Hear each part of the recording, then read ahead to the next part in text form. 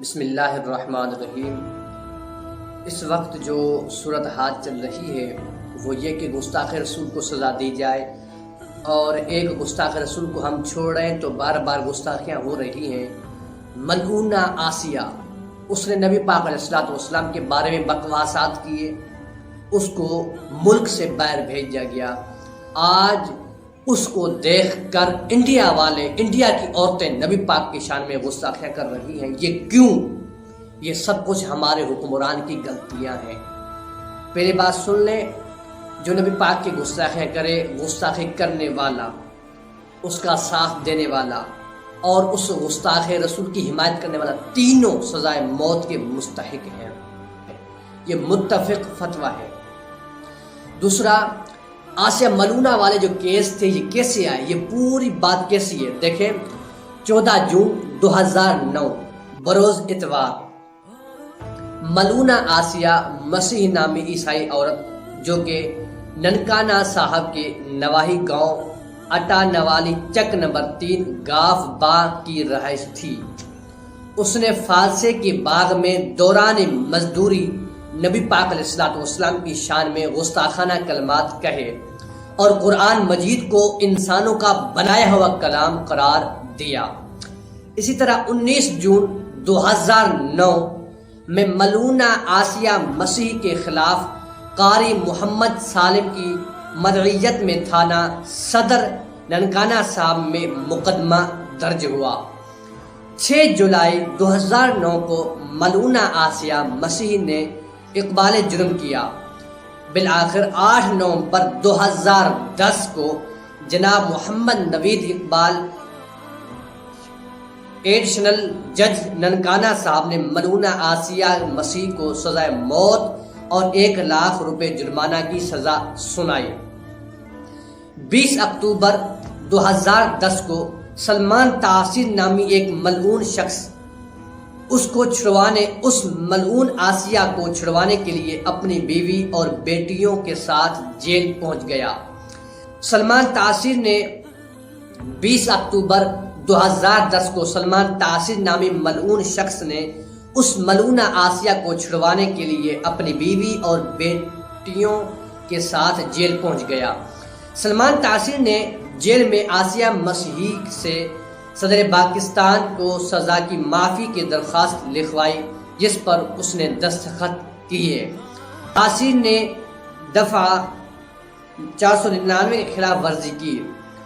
سلمان تاثیر نے سزائے موت کی مجرمہ کی بے جا حمایت کی۔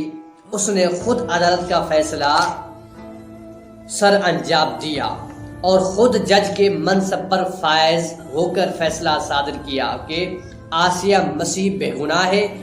اس عمل سے سلمان تاثیر تعزیرات پاکستان کی دفعہ 449 کی خلاف ورزی کا مرتکب ہوا، جس کے مطابق جو کوئی کسی ایسے مجرم کا ارتکاب کرے جو موت سے قابل سزا ہو، مداخلت بے جاب کا مرتکب ہوا، اس کی عمر قید یا قید سخت کی سزا دی جائے گی، جس کی میعاد 2 برس سے زیادہ نہ ہو، وہ جرمانہ کا بھی مستجب ہوا۔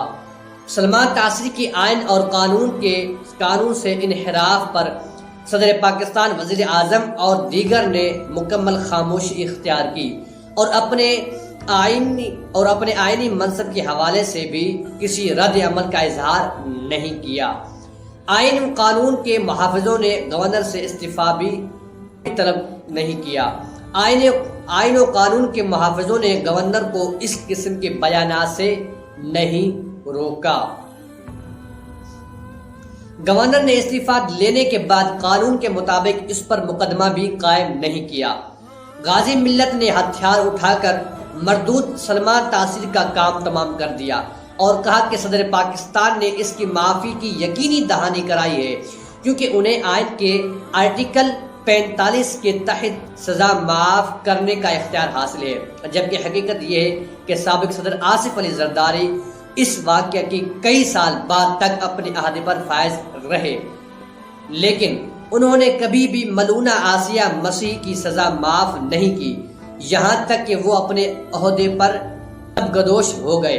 ان حقائق سے معلوم ہوا کہ گورنر سلمان تاثیر کا دعویٰ اور گواہی جھوٹ پر مبنی تھی، جس کی وجہ سے وہ آئین پاکستان کے آرٹیکل 62 کے تحت صادق اور امین نہیں رہے۔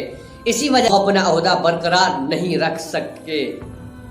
ہر عدالت کو یہ اختیار دیا گیا کہ اگر کوئی توہین عدالت کا مرتکب ہوا اسے فوراً گرفتار کر کے خود ہی 480 445 کے ماتحت سزا سنائی جائے گی۔ اس پس منظر میں سلمان تاثری کے بیان کا جائزہ لیا جائے تو معلوم ہوگا کہ وہ عدالتی فیصلے کو ظلم اور انسانیت کے خلاف قرار دے کر توہین عدالت کا مرتکب ہوا۔ تعزیرات پاکستان کی دفعہ 445 480 کے تحت سلمان تاثری کو سزا کا مستحق ہوا۔ گورنر کو اس قسم کا بیان دینے سے صرف روک دیا جاتا تو اس کا قتل نہ ہوتا۔ حکومت آسیہ ملعونہ مسیح کیس کو عدالت کے رحم و کرم پر چھوڑ دیتی تو سلمان تاثری کا قتل نہیں ہوتا۔ آئین کے آرٹیکل 62-63 کے مطابق اسے نااہل قرار دیا جاتا تو اس کا قتل نہیں ہوتا۔ سلمان تاثری اگر علماء کرام کے تصریحات کے مطابق قول و شنیع سے رجوع برات کر لیتا تو شاید اس کا فیصلہ کچھ اور ہوتا۔ ان حقائق سے معلوم ہوا کہ سلمان تاثری کے قتل کی وجہ حکومت کی خاموشی، غفلت، لاپرواہی، آئین و قانون کی بلا دستی قائم رکھنے میں ناکامی بھی تھی۔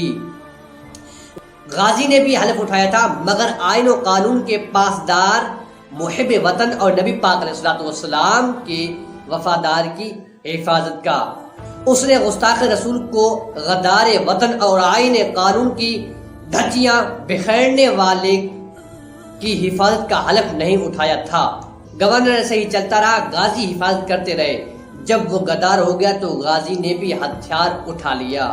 سلمان تاثری کے قتل سے پہلے ممتاز قادری نے دعائیاں پرچی لکھی تھی۔ وہ دعائیاں پرچی آپ کو ابھی سامنے آپ کو اسکرین پر دکھائی جا رہی ہوں گی۔ یہ وہ پرچیاں تھیں۔ اب آپ کے سامنے یہ میں نے جو چیزیں رکھی، یہ آسیہ ملعونہ کی جو کارکردگی تھی وہ، اور جو حکومت کی خاموشی تھی اور غفلت اور لاپرواہی تھی وہ۔ ان جیسے گستاخوں کو